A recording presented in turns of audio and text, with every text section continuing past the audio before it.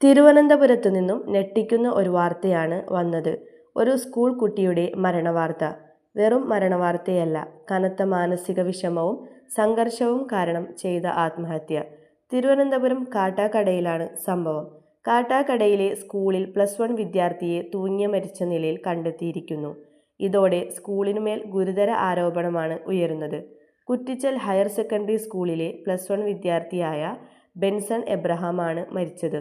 വിദ്യാർത്ഥിയോട് മോശമായി പെരുമാറിയ ക്ലർക്കിനെതിരെ നടപടി വേണമെന്ന് ബന്ധുക്കളും ആവശ്യപ്പെട്ടിട്ടുണ്ട്.